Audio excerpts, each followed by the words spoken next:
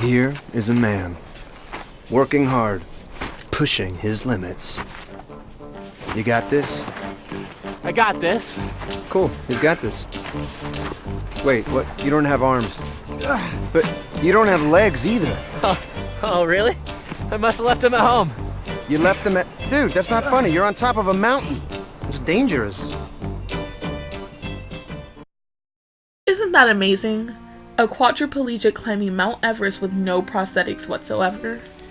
That's an amazing feat, whether you have all of your limbs or not. There are numerous success stories all through media and the internet of people achieving amazing things while being an amputee. Good afternoon. You know, it was Streptococcus bacteria that took his arms and his legs, but it did not take this guy's spirit. And now, 3 years later, he has arms. This is about it so far, but, you know, I had nothing, you know, so even that is incredible, and, you know, I'm going to gain more. Again, I'm a little encumbered here because of some wrapping and the splint, but, you know, I can move my elbow. It's astonishing. It is medically astonishing. Several months ago, Will Lautzenheiser had no arms. Today, he does after a double transplant. The family of the young man who died donated the arms, and the anonymous donor's family told doctors this. Our son gave the best hugs. We pray that you make a wonderful recovery and that your loved ones will be able to enjoy your warm embrace. Once the donor arms were available, the team had little time.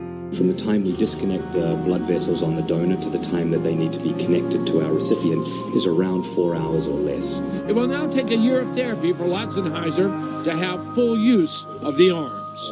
What does it feel like in general? It's surprisingly painless. I mean, this whole procedure has been remarkably free of worry that way. Really incredible. And Will says that he is obviously looking forward to this Thanksgiving more than others in recent years. And someone asked, well, would you attempt to try to carve the turkey? He said, no, he's a little skittish about knives right now. Reporting live from Brigham and Women's, I'm Bill Shields, WBZ News.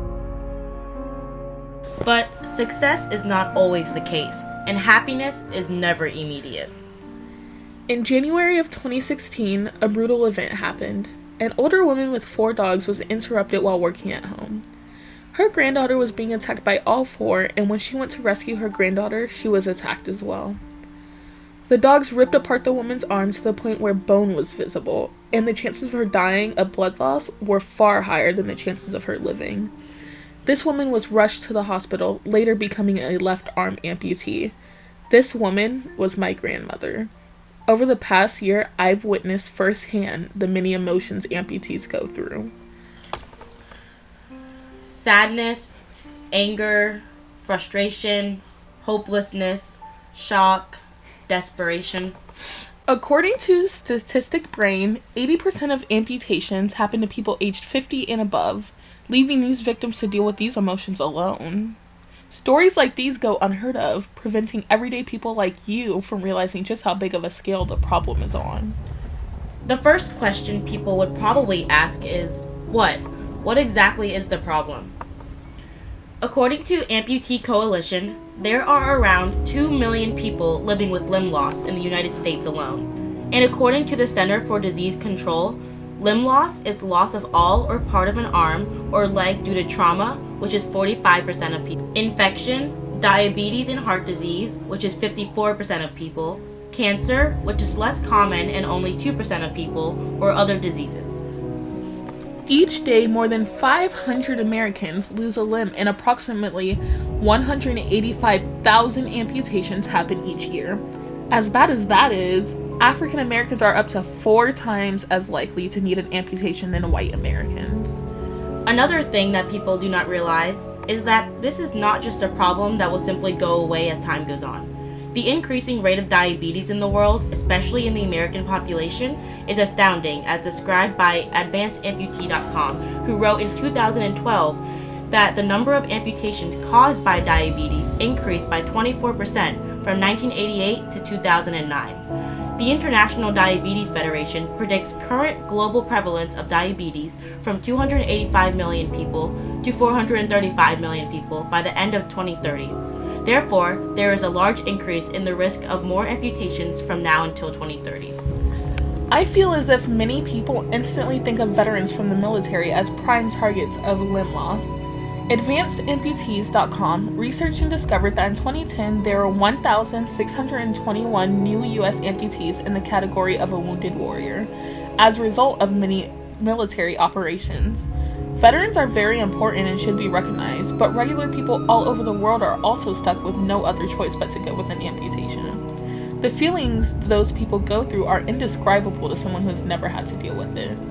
Thank God there are an increasing number of organizations that aim to empower people affected by limb loss so that they can achieve their full potential and to increase awareness of limb loss.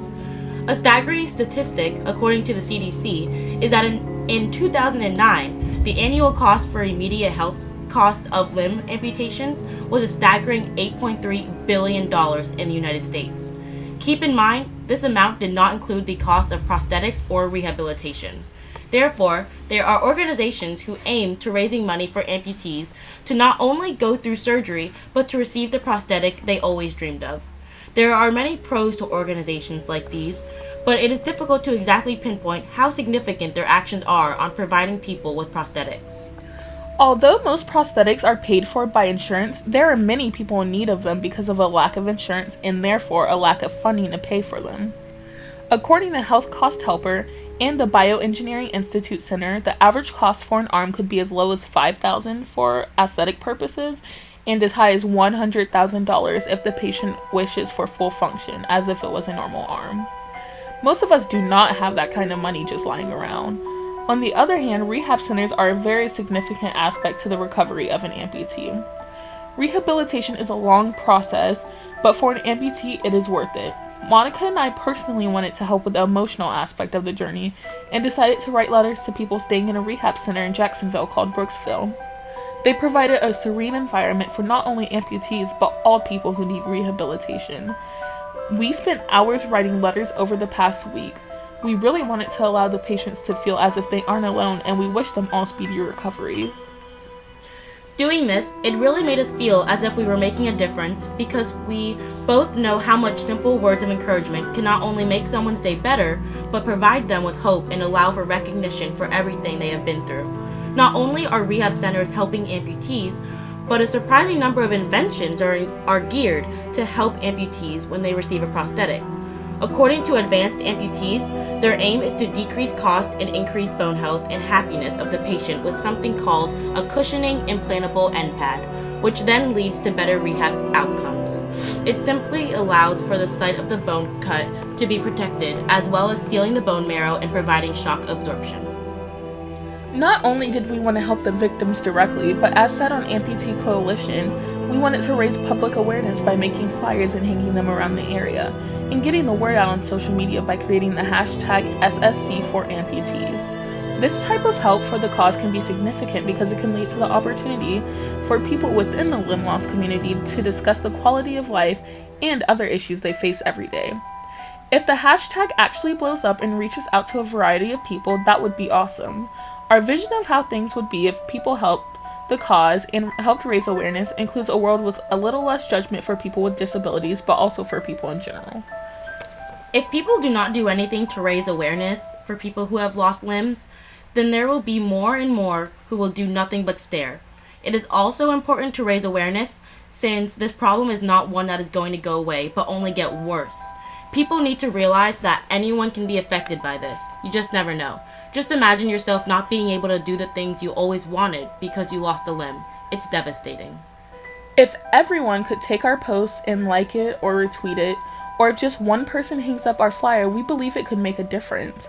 It is something so easy, something anyone can do. It literally takes no time, and in the end could potentially and hopefully decrease the amount of people who are suffering from limb loss. We recommend for each one of you to look into this different type of disability. It may be a physical ailment, but it leaves the people who are affected emotionally scarred. Their strength needs to be noted.